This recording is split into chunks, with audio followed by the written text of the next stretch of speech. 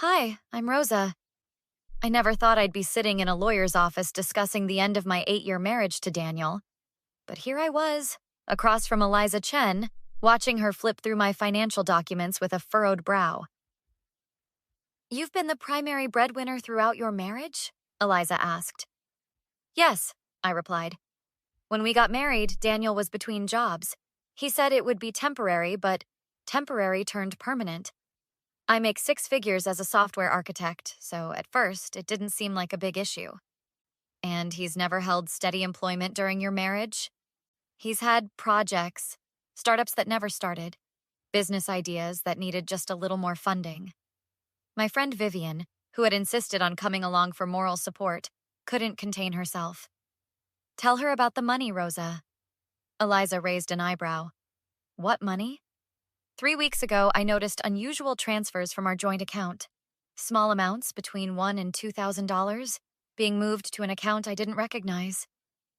How long had this been happening? Eliza asked. 2 years, I said quietly. Always on the 15th of the month. Altogether, it's just over $47,000. Eliza whistled softly. And you confronted him? I did. I nodded, remembering the conversation that changed everything. Hey, babe, Daniel called when I walked in.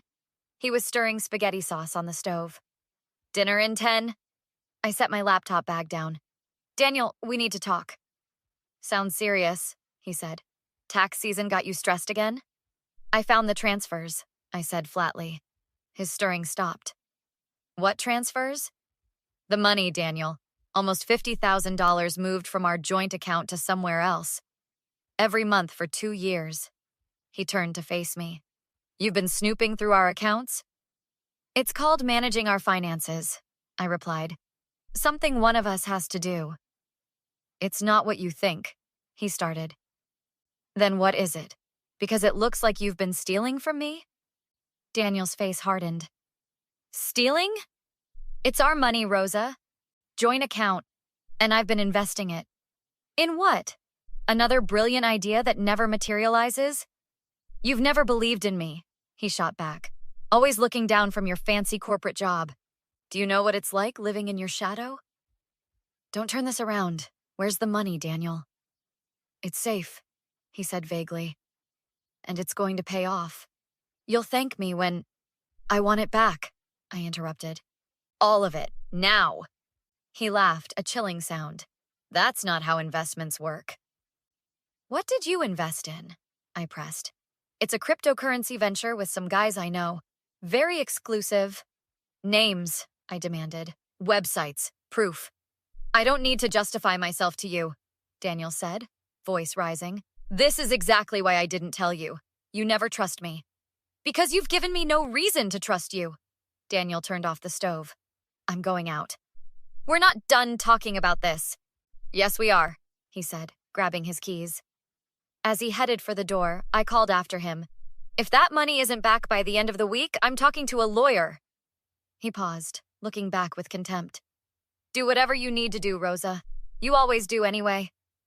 The door slammed, leaving me alone with the smell of burning sauce. He didn't come home that night, I told Eliza. When he returned 3 days later, he acted like nothing had happened. He said he'd move the money back, but needed time to liquidate the investment. Let me guess, Eliza said. The money never appeared? No. And last week, another $2,000 disappeared. Eliza nodded, making notes. Based on what you're describing, there's a possibility that there are no investments. This could be a secret account, Vivian finished. Tell her about Melissa. Eliza looked up. Who's Melissa? Daniel's coworker from his last job. They've stayed close. Texts, late-night calls he takes in another room. Weekend business meetings he's vague about afterward. Do you have proof of infidelity? I shook my head. Just suspicions. And now this missing money? Eliza sat back. Regardless of where the money went, what's clear is that your husband has been systematically diverting funds without your knowledge. In a divorce, that's not going to look good for him. Divorce, I repeated, feeling the words weight. Just then, my phone buzzed. I glanced at the text and felt my blood run cold. What is it? Vivian asked. I showed them Daniel's message. Just heard you're meeting with Eliza Chen. Bad move, babe. Remember our prenup? I get half of everything. Everything. Including your stock options. Might want to cancel that appointment. Eliza's expression turned calculating. You didn't mention a prenuptial agreement? Because we don't have one, I said, confusion giving way to anger. We were both broke when we got married. This is good, Eliza said, surprising me. He's showing his hand early. How is this good? He just admitted in writing that he knows you're consulting with me and responded with a lie and a threat. She took a screenshot of the message. I think we need to talk strategy. If your husband is lying about something as easily verifiable as a non-existent prenup, I'm curious what else he might be hiding. So am I said, feeling something harden inside me. So am I. The next day, I met with Thomas Reeves, the forensic accountant Eliza recommended. His office was cluttered with files and computer screens, but his kind eyes behind wire-rimmed glasses put me at ease. When did you first notice these transfers? He asked. 3 weeks ago, but they've been happening for 2 years. With joint accounts, both parties can legally withdraw funds, Thomas explained. But if we establish a pattern of deception, my phone rang with an unknown number. Go ahead, Thomas nodded. Hello? I answered. Rosa, it's Jen, Daniel's sister said. I'm back from overseas. Can we meet? There are things you should know about Daniel. The next day at a coffee shop, Jen got straight to the point. Daniel asked me for $20,000 yesterday. Said he needed it right away to pay back impatient investors. I nearly choked on my coffee. 20,000? What for? When I asked for details, he got defensive. Jen leaned forward. He said if he didn't get this money, he'd lose everything. Then he asked our mom for money too. That's concerning, I said carefully. There's something else.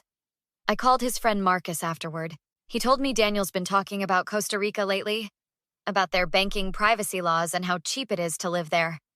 A chill ran through me. You think he's planning to leave the country? I don't know, but it felt like something you should know. As soon as we parted, I called Eliza. If he's asking family for large sums and talking about Costa Rica, we need to act fast, she said urgently. I'm filing emergency motions today. 2 weeks later, I sat in a courthouse conference room, hands clasped tightly in my lap. Across the table, Daniel and his attorney, Richard Dawson, refused to meet my eyes. Remember, Eliza whispered, let him talk. The more rope we give him, the more he'll hang himself with it, I finished. Judge Marianne Winters entered, silver-haired with piercing blue eyes. Let's get started, she said briskly. I've reviewed the emergency motion filed regarding the alleged dissipation of marital assets. Mr. Dawson, I understand your client wishes to address these allegations? That's correct, Richard Dawson said. My client feels these accusations are baseless. Mr. Morales, you may speak. The judge nodded. Daniel straightened, suddenly confident. Thank you, Your Honor. This has blindsided me. Rosa and I have been married for 8 years. Nothing warranted. This. As for the money transfers, he continued dismissively, those were investments for our future. Rosa's always been risk-averse, which is why I didn't discuss the details. I was planning to surprise her once the returns came in. These investments totaling $50,000? Do you have documentation? Judge Winters asked. Daniel hesitated. My financial advisor has all the paperwork. Regarding the division of assets, Judge Winters began. If I may, Daniel interrupted. The real issue is that Rosa makes considerably more money than I do. I've supported her career, managed our household, put my ambitions on hold. Under California law, I'm entitled to half of everything we've built together. Daniel leaned forward. And now that she's received stock options from her company's IPO, she's trying to cut me out. It's insulting. Judge Winters turned to me. Mrs. Morales, would you like to respond? Before I could speak, Eliza said, Your Honor, rather than a verbal response, we've prepared documentation that directly addresses Mr. Morales' claims. Judge Winters nodded. Proceed. Eliza slid a sealed envelope across the table. This contains financial records that tell a very different story. As Judge Winters opened the envelope, Daniel whispered urgently to his attorney. "We haven't had an opportunity to review these documents," Richard Dawson protested. "These are simply copies of joint records to which Mr. Morales already has access," Eliza replied smoothly. Judge Winters scanned the first page, her expression growing grave. "Mr. Morales, can you explain these withdrawals made immediately after Mrs. Morales's salary deposits?" "As I said, investments." "Into an account at Banco Nacional de Costa Rica? An account solely in your name?" The color drained from Daniel's face. "That's just one of several investment vehicles." "And these airline reservations? A one-way ticket to San Jose, Costa Rica, departing next Tuesday?" Richard Dawson looked stunned. "Your Honor, my client hasn't shared this information with me." Daniel's composure cracked. "This is a violation of privacy. She had no right to access my email." "The reservation was made from our shared home computer," I said calmly, "and paid for with our joint credit card. The same card used to pay for dinner with Melissa Jenkins twice last week." "You've been spying on me?" Daniel's face flushed with anger. "No, I've been protecting myself." Judge Winters held up a hand. "That's enough. Mr. Morales, these documents paint a concerning picture. You've been systematically transferring marital funds to a foreign account and potentially planning to leave the country." "We also have evidence that Mr. Morales has approached multiple family members requesting large sums," Eliza added. "His sister has provided a sworn affidavit." Daniel slammed his hand on the table. "Jen had no right. This is a conspiracy." "Mr. Morales, control yourself," Judge Winters warned sharply. "Your Honor," Dawson said, "we request a brief recess." 20 minutes, Judge Winters agreed. "But I'm inclined to grant Mrs. Morales's motion freezing all marital assets pending investigation." As they left, Daniel turned to me, furious. "You've ruined everything," he hissed. "You had no idea what I was about to achieve." "Save it, Daniel," I replied quietly. "It's over." 6 months later, I was in my new apartment's home office on a Zoom call with Vivian and Jen. "How does it feel to be officially divorced?" Vivian asked. "Lighter," I said. "Like I've set down something heavy I didn't realize I was carrying." "Have you heard from him?" Jen asked. "His probation officer called to verify his employment. He's working at a cell phone store in Sacramento." The judge had been merciless once Daniel's deception came to light. He'd transferred my income to his secret account and taken out loans in my name using forged signatures. Faced with fraud charges, he'd accepted a plea deal including probation and full restitution. "How's the new business going?" Vivian asked. "We signed our third client yesterday," I smiled. "I'm so proud of you," Jen said. "You've handled this with incredible grace." "I had help," I acknowledged. "From both of you, from Eliza, even from Daniel." "From Daniel?" Vivian questioned. "If he hadn't been so transparently terrible, I might have stayed for another 8 years. His betrayal was my wake-up call." A knock at my door interrupted us. "I'll call you back," I promised. I opened the door to find Daniel standing there, thinner now, his confidence replaced by hesitancy. "I came to drop this off," he said, holding out an envelope. "The last restitution payment.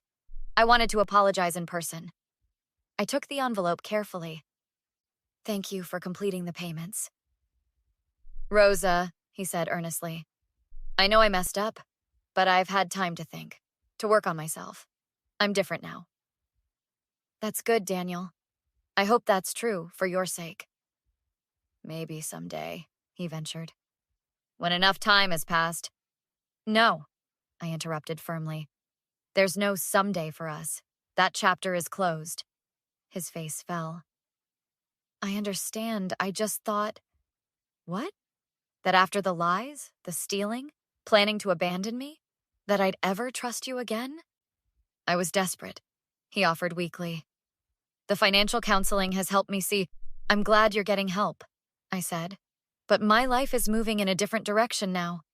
Daniel looked past me, noticing the new furniture, bright colors, no trace of our life together. "You've really moved on," he said, more to himself. "Yes," I confirmed. "I have." As he turned to leave, I called after him. Daniel? He looked back, hope flickering in his eyes. I forgive you, I said. Not for your sake, but for mine. I'm not carrying that burden anymore. His eyes widened. Thank you. That means a lot. I nodded once, then closed the door. Leaning against it, I took a deep breath, feeling no anger or regret, just peace. My phone buzzed with a text from Vivian. Everything okay? I smiled as I typed. Yes, everything is exactly as it should be. Walking back to my workspace, I glanced at the vision board I'd created, full of possibilities that were all mine. The envelope went into a folder marked closed, which I placed in my bottom drawer. Some chapters end badly, but that doesn't determine how the story continues. My new chapter was just beginning, and this time, I was the only one holding the pen. So what about you? Have you ever had to start over after betrayal? Sometimes the most painful endings lead to the most beautiful beginnings.